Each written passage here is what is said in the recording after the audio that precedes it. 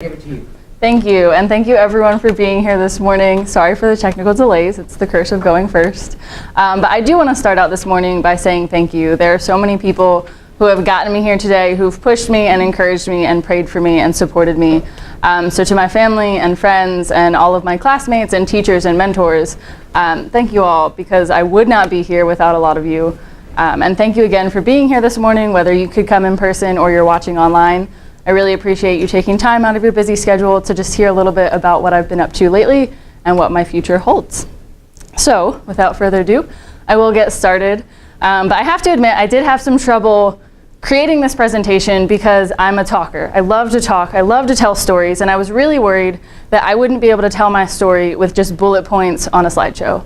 So I am going to start out with a few stories this morning, but stick with me because they are important, and I will tell you why. So,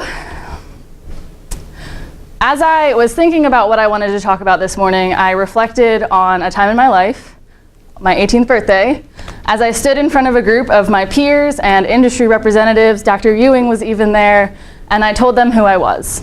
I was running for a state FFA office, and in my introductory speech, I shared this quote. I've learned that people will forget what you said, people will forget what you did, but people will never forget how you made them feel. And as I shared this quote with them, that as a student in high school, when I interacted with state officers, I never forgot how they made me feel, and I wanted to do the same thing for other students.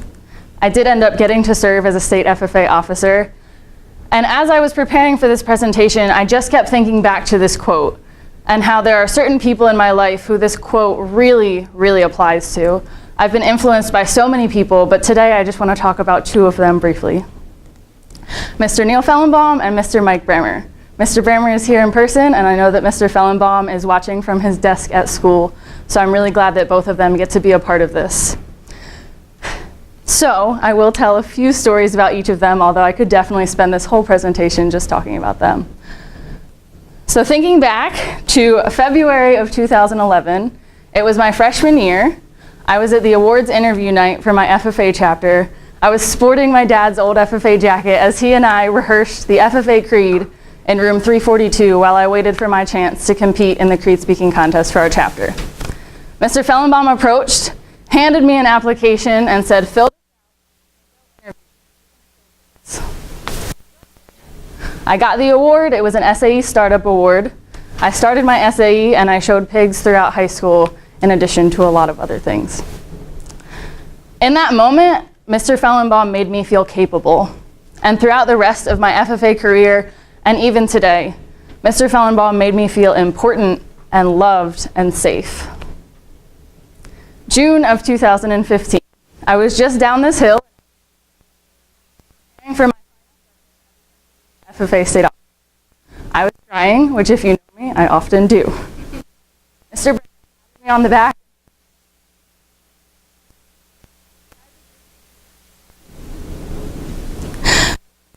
Made me feel accepted and important and safe.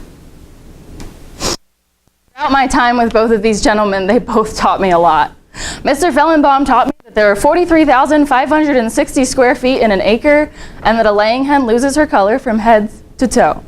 Mr. Brammer taught me how to facilitate a workshop and how to speak from the heart. They both taught me so much, but what I remember is how they feel. I love agriculture, I love teaching. Everything about ag education, I love it. But I'm here because I want to be that person. When my students look back on their lives, if they can just have one memory of a time that I made them feel important or loved or capable or worthy, my whole career will be worth it to me. And that's why I'm here.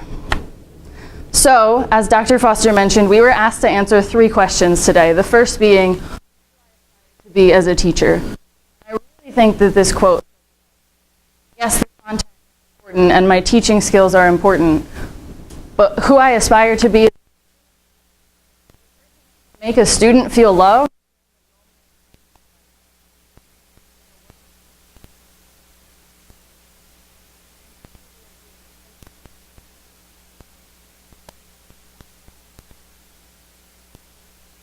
So in your handouts, that first page after my little cover photo, you do have some information about my personal teaching philosophy, my mission and my vision, and then a little infographic kind of how I.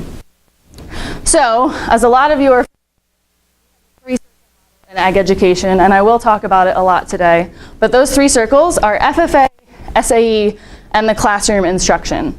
So in this infographic, I have the classroom instruction as that soil because it's really the foundation. If we don't have students in our classroom, they don't have the opportunity to engage in SAE and FFA. And I view myself, the educator, as a fertilizer because, quite honestly, even if I wasn't the greatest educator, the students could probably grow through these things without me. But as the fertilizer, I'm helping those to fill in those gaps, to give them what they need, and to be able to grow through agricultural education. And that's really how I view myself and that whole 3-circle model. And part of my teaching philosophy really goes into how I do classroom management. So today, over on the side, I do have my classroom management posters, but I also have them up here. These are what I will be using in the spring to manage my classroom during student teaching. So just to talk about a little bit about what went into some of these. So my classroom expectations, I chose the acronym PRIME. And I chose that for a very specific reason. So for me, being PRIME means being your absolute best. But as humans, I think we can all realize that we are not at our absolute best every single day. It's just not possible. So what I want my students to understand, and what I hope they will understand as they engage in my class and build a relationship with me, is that although I expect them to be these things and to be prime, I realize that they're not going to be every day. So if they need to come to me and say, Ms. Herr, I'm having a really bad day, is it okay to kind of put my head down today and I'm not engaging? That's okay, and I want them to understand that. But what they do also need to realize is that they need to respect these expectations, and when they don't, there will be consequences. Personally, I'm not a huge fan of the consequences. I haven't really gotten there yet, but I think that throughout the spring I will. But again, my consequences were chosen with very specific reasons. So those first 2, just a verbal warning and a discussion with the teacher, I want my students to realize that I do respect them, and I'm not just going to send them off the first time they upset me. So those 2 I have so that we can really figure out, if there is a reason that they're having a bad day and acting out in my class. The next 2, call home and parent-teacher, I think are also very important, but I think need to be used carefully. I think that the first call we make to a parent should never be a bad one. I think it's really important to form a relationship with those parents first, so that when I do call them and say, hey, your student is not doing so great right now, that they know me and they understand that the reason I'm calling is for the best of their student. It's not just because I don't like that kid and I want to complain about them. And the final step, office referral, is one that I do think is a tool we need to use from time to time, but I have it as my last consequence because I think that sometimes as educators we use sending students to the office as a way to just get them out. I don't want to deal with you, I don't have time for this, I don't have the patience for this, go to the office. And I don't want my students to view this as something like that. So that's why I have it last, and I have all of the steps in place to really work with that student first before we do have to take further measures. And one thing on my procedures that I want to talk about briefly is bell work. For those of you who aren't familiar, bell work is a warm-up or a do now. It's simply a question that we pose to our students at the beginning of class. And I see this as a really valuable tool for a few reasons. Is that it helps students to get in the correct mindset. As I'm sure a lot of you remember from high school, between classes, you're talking to your friends, you might sneakily pull out your phone and see what's happening on the internet. You get distracted. So when students come into my class, prepare them. It will be a question about the content either from yesterday, today, to really help them get back into the mindset and say, okay, what was I learning yesterday? The other reason I think it's really important is that it gives me, as the educator, more time for preparation. I think that it's really important to greet our students as they enter. I think we've all walked into a classroom where when we walked in, the instructor was distracted, wasn't paying attention to us, and it kind of sets the tone. So between the classes, I want to make sure that as students are coming in, I'm greeting them, I'm asking them how they are, I'm following up on discussions we've had in the past, so that they realize I view them as a valuable part of my classroom and not just another student. So that's another reason I find bell work really useful. So as we look to the future, after my 15-week internship, I will hopefully go on to someday teach in my own programs. Might look. So what I have here is a model course pathway that I thought up, and I'll explain it briefly. So the way I see it, there would be 3 different teachers and 3 different pathways. So the students' freshman year, or whenever they enter the program, they would take an Introduction to Agriculture, Food, and Natural Resources class, and that would allow them to get acquainted with agricultural education, understand the 3-circle model, but then also figure out which pathway fits them. So then there would be a mechanics, a natural resources, and an ag science pathway. And I think this is a really good model because it gives students a lot of different opportunities, but it also allows them to specialize. The one thing that I don't love about it is that I want to teach all of it. So if I had to teach just one of those pathways, I would be a little bit sad because I really enjoy engaging in a lot of different contents. And as you'll see later, I get to do that in the spring. So part of agricultural education has a lot of hands-on learning. So this semester we were asked to create a $15 project that our students could build in one of their classes. And I chose to do a bluebird house, and I think that this project can apply in a lot of ways. You could do it in an Introduction to Agriculture class, you could do it in a Natural Resources class while you're talking about birds and bird houses and the different types of nests, and you could also do it in a mechanics class. So I do have a bluebird house that I built here today. As you can see, it's not the prettiest. I learned that woodworking is not my greatest skill. Dr. Ewing stayed after class and got me through it. Here it is. A good example of the growth mindset. This is not my best product, but if I continue working, maybe someday I will build a better bluebird house. But again, this is a project that could apply in a lot of different areas.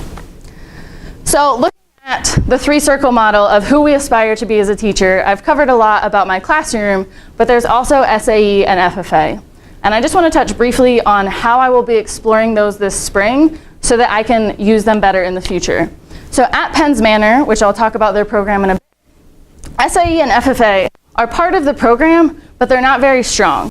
So for SAE, about 30% of the students who are in agriculture classes have an active supervised agricultural experience program. And this semester, I really want to find out why. I want to explore those barriers and figure out what is happening that's preventing students from engaging in this opportunity. I have done some SAE visits with Mr. Hughes. This was one of them. And in the spring, I will also be having my freshmen, they will all be required to create an SAE program, to set goals for it, and to begin record keeping. As I engage in that, I want to back. Why are students not taking these opportunities? Because in my future program, I hope to make SAE a graded requirement. But for me to do that, I want to make sure that students are actually able to do it. I don't want to set a requirement upon them to meet. And the same thing really applies for FFA. At Penns Manor, about 25% of their students engage in FFA. So this was a picture from the National FFA Convention. I got to go with my students and we had a really good time. But a similar barrier exists. I want to find out why. Only 25% of students taking advantage of these opportunities. So again, in the spring, I will get to go to some leadership conferences with them, and I will also be coaching a MEETS evaluation career development event. That'll be interesting. I would definitely be calling Mrs. Fay, one of my old ag teachers, because she's a pro, and I'm not.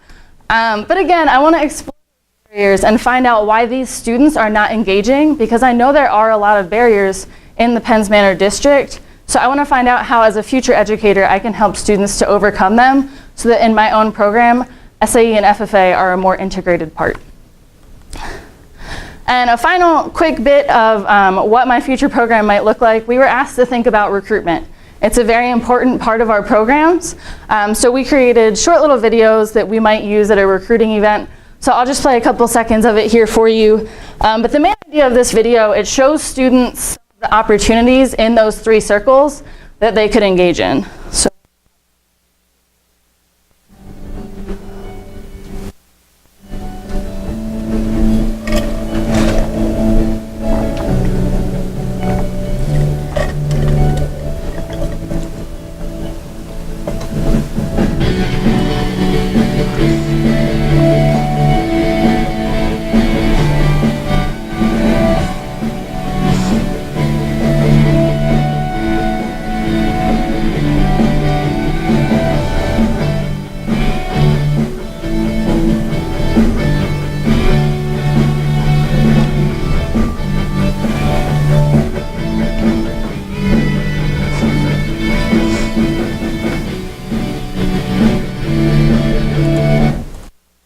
mentioned, the rest of the video just goes on to show about what might happen in an agriculture program so that students really see themselves engaging in some of those opportunities.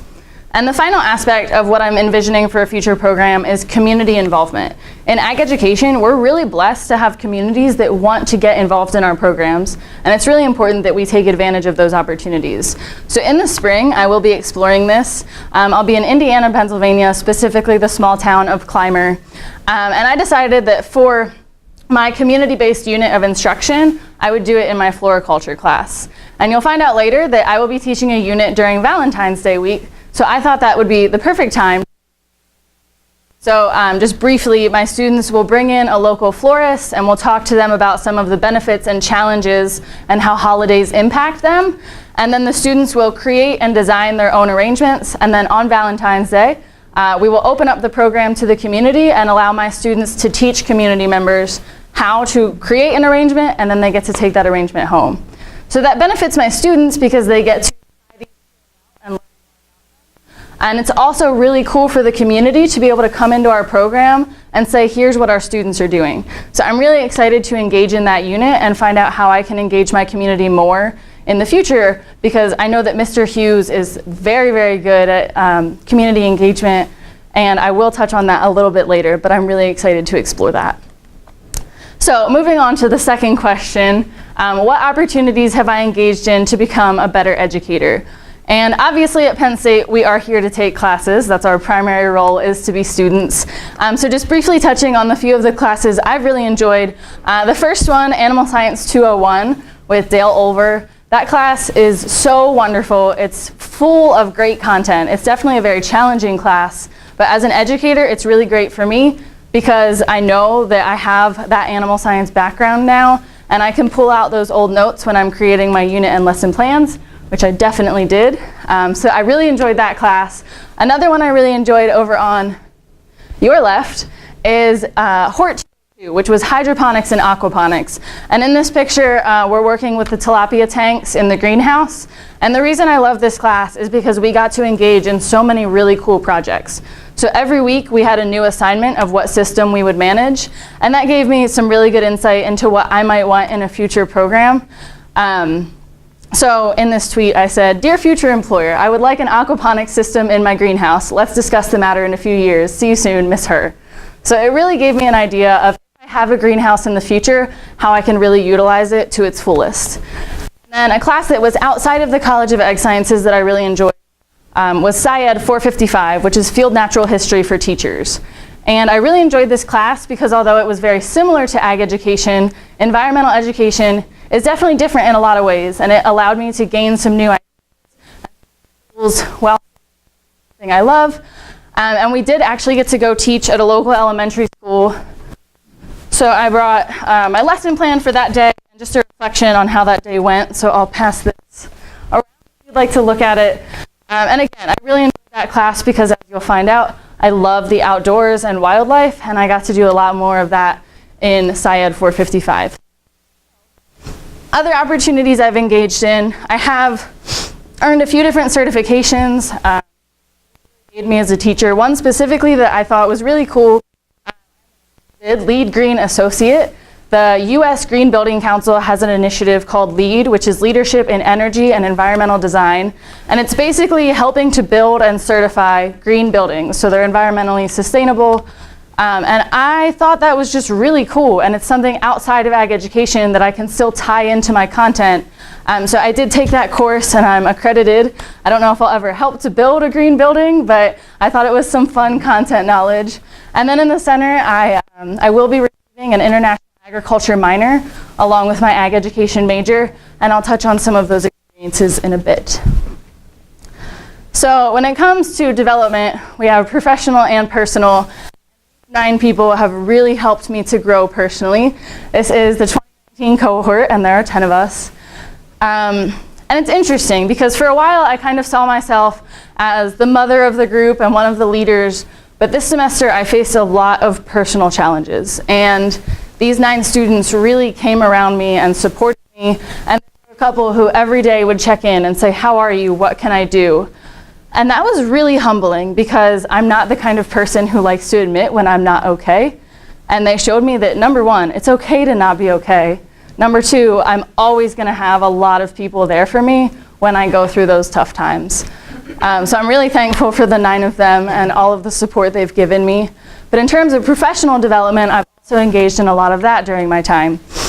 So I have been very involved in the College of Ag Sciences and the programs that they offer, and that has brought me a lot of really cool opportunities, one of which, can I point with this? Maybe not. Right here, I'm sitting next to the U.S. Secretary of Agriculture, Tom Vilsack, and I actually also got to meet with his successor, U.S. Secretary of Agriculture, Sonny Perdue.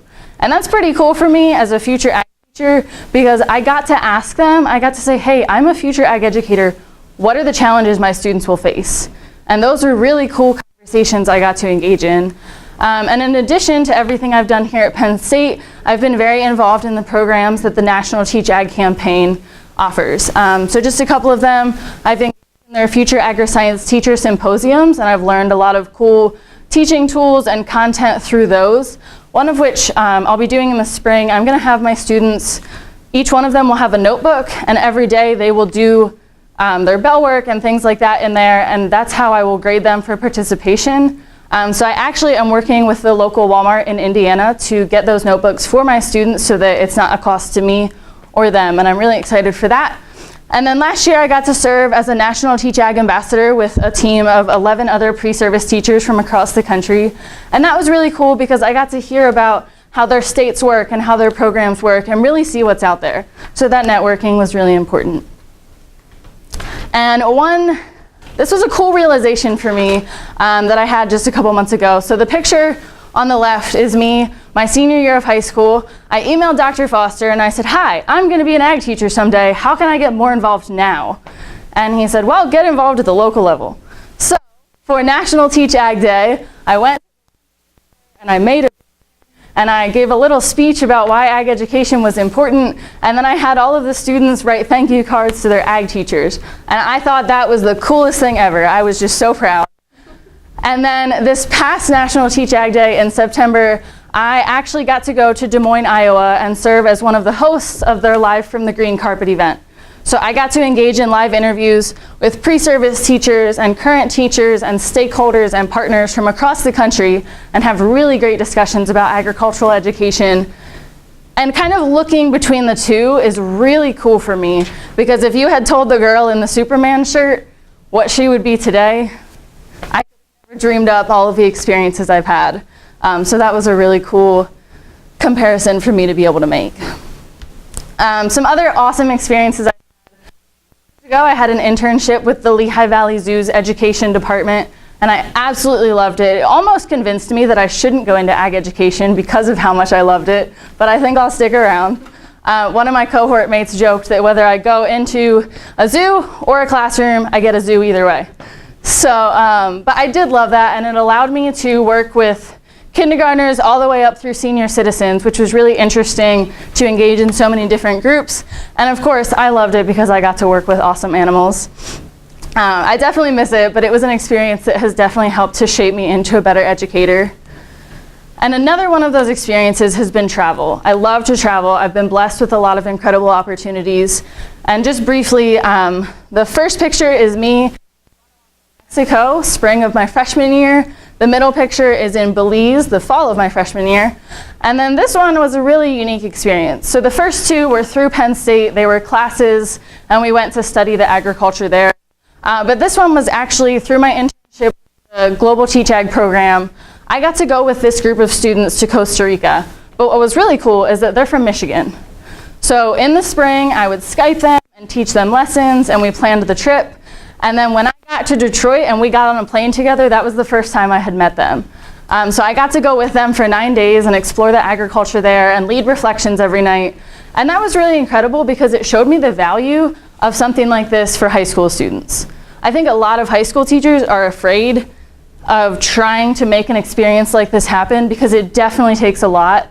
But it's that just getting your kids out of the county can really be important to them and open up their eyes to a lot. And through all three of these experiences, it's helped me to become a better teacher for every student I have, regardless of their background, because it's shown me really what's out there and that every person has value, even if they're different than us in a lot of ways. So moving on to our last question, how am I prepared to maximize student teaching internship? So I will be student teaching at Penn's Manor, which is confusing because I graduated from Penn Manor, but they are two different schools, I promise. Penn's Manor, see their district here in Indiana County. It's very different for me. The school I graduated with over 400 students, and their graduating class is about 60. So it's very different for me. I'm excited to explore it. And even the agriculture there is so different. So I'm really excited to get to spend some time in the western part of the state and learn more about it. And I'm super excited to work with Mr. Hughes.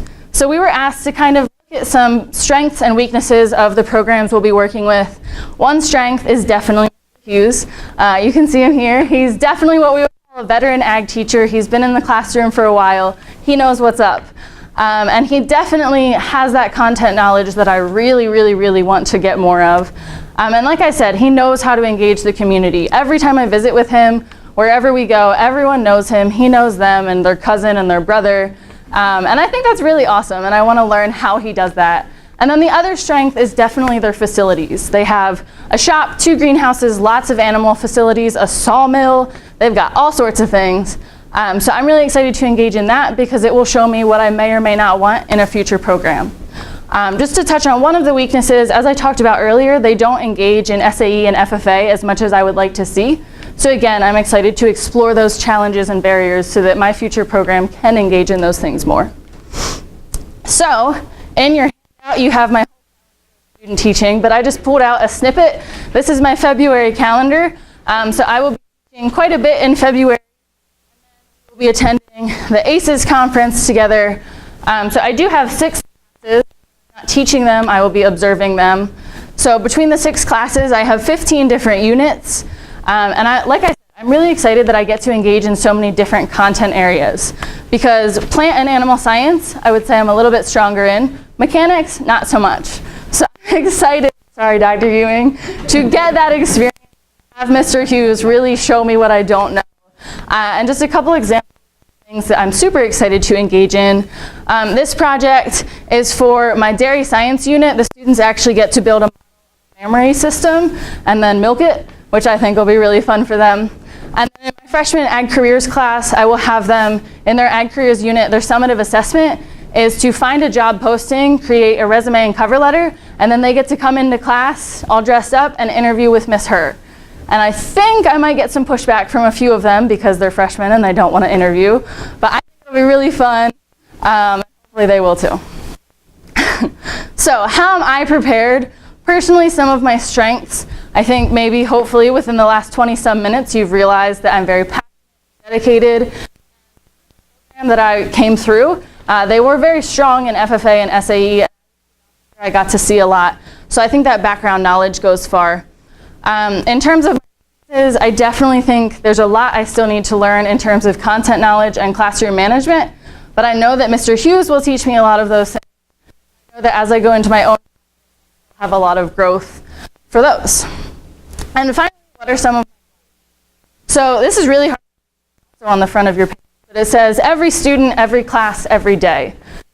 And I do have a lot of goals in terms of how I want to grow and what I want to do, but my main goal is to give my all to every student, every class, every day. Because as a lot of us know, agricultural education in those opportunities to 75% of our students because we might like them more or they have more resources. We're really selling ourselves and this whole program. So I want to make sure that every day, even if I'm tired or having a bad day, I give my all to every student, every class, every day.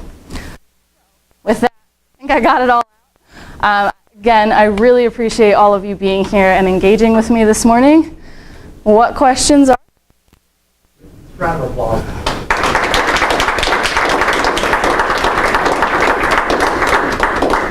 We will rotate the questions from our audience in the room, our audience online, and our panel.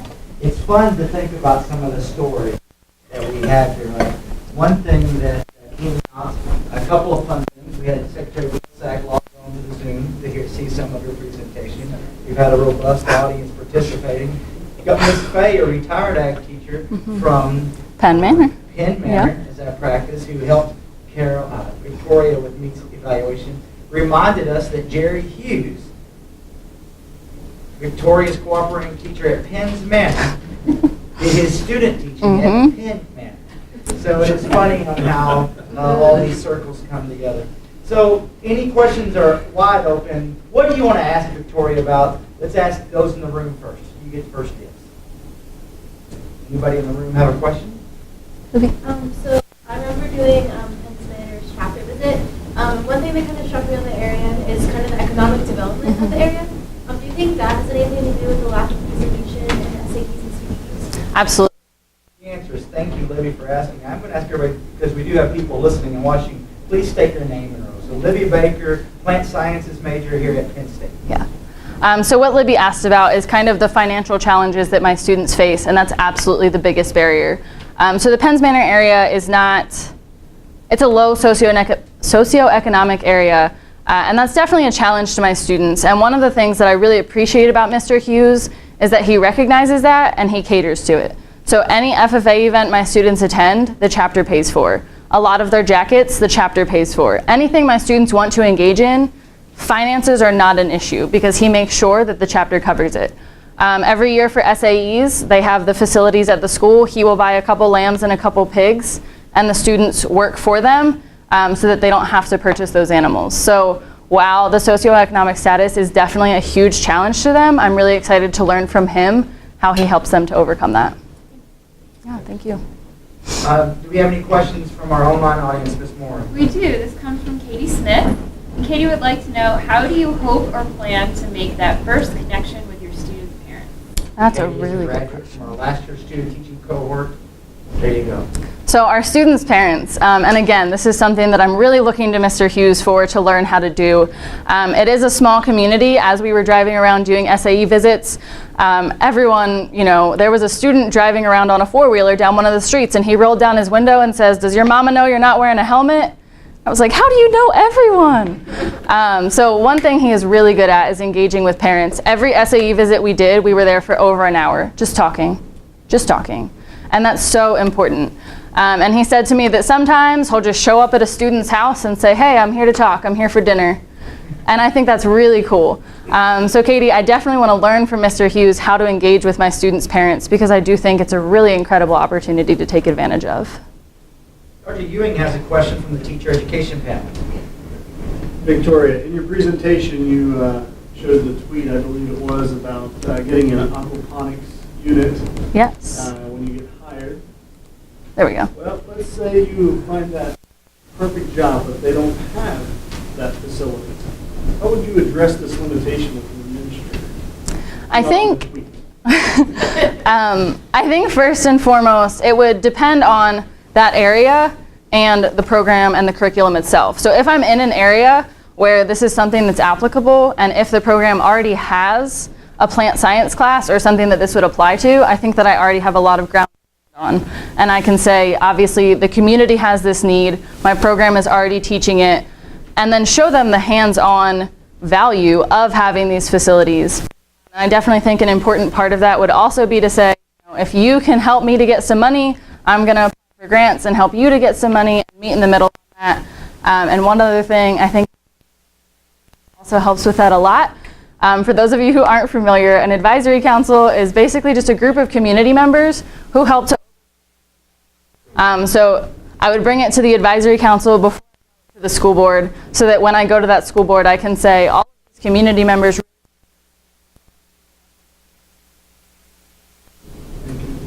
You are our live audience.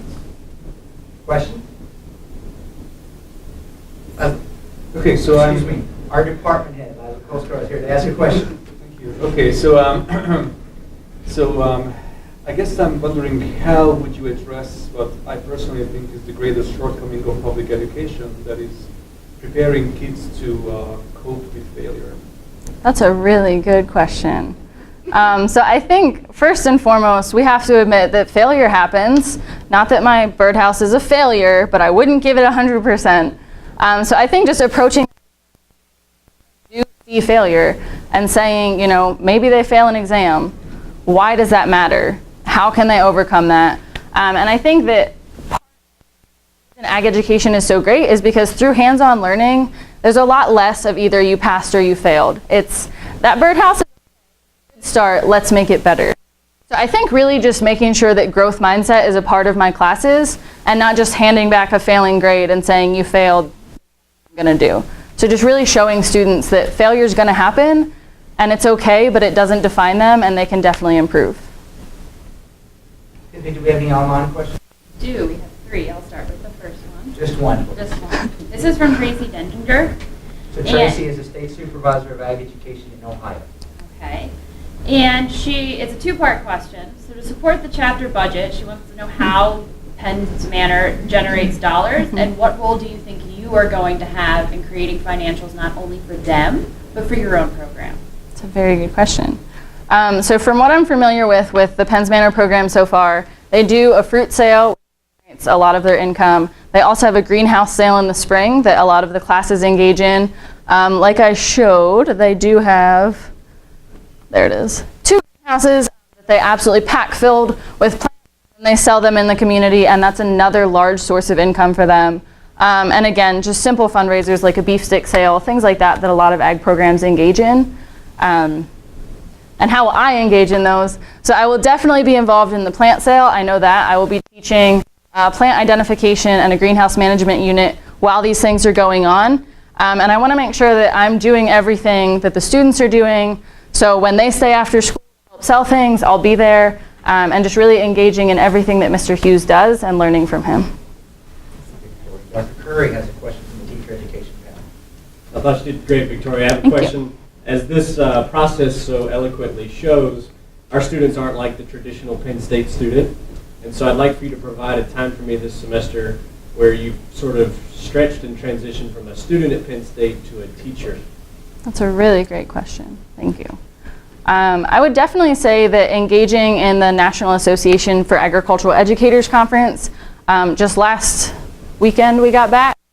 So all 10 of us got to go to San Antonio, Texas, thanks to the center and PAAE and some other partners, and engage in a national teachers conference. And not only was it for agricultural educators, but simultaneously the Association for Career and Technical Education, their conference was happening. So I got to kind of take off my student hat and put on that teacher hat and engage with teachers from across the country in workshops and hear from different speakers. And I think that for me was really when I could take that step and start visualizing myself as the teacher and hearing other teachers and their perspectives and starting to relate to them a little bit more. So I'm going to ask your last question of your presentation. We're very proud of you. And we talk a lot about the Teach Ag family. A family that I think has even been evidenced in this presentation that stretches across the nation. A family that's particularly special for Penn State, as evidenced from the multiple connections you share. And so you're moving ahead and transitioning where the family's been investing in you, and you're going to have the opportunity to invest back in those that are following in your footsteps. Some of those people are sitting in this room. So the question is, right now, as of today in December, before your student teaching, is there a piece of advice or guidance you'd like to give specifically to PSU Ag Ed 20, the next cohort coming behind? Absolutely. Hello. So one thing that I love to tell prospective students when I used to give tours or tell underclassmen is that college is like a buffet. So when you get there, you pay a lot of money, and then it's up to you to make sure you get what you came for. So you're here for classes, you're here for free, and that's fine. People who go to a buffet and they get one plate of chicken nuggets and then they leave. That's cool. They got what they came for. Personally, I'm not that person. As you may have seen a little bit throughout my presentation, I say yes to a lot of things. So I'm the person at that buffet that has 18 plates stacked up with all sorts of different things. And personally, I think that in our department, we really make sure that our students are getting those crazy plates full of awesome things. So my advice to all of you is just to say yes to things, because there are so many incredible opportunities that I would have never known about if I had said no. Like I talked about with meeting 2 secretaries of agriculture, that's not something you can plan for, that's not something you can expect, but it's something that if you continue saying yes, maybe it'll happen. So my advice to you is make sure you make that buffet count. Let's show a round of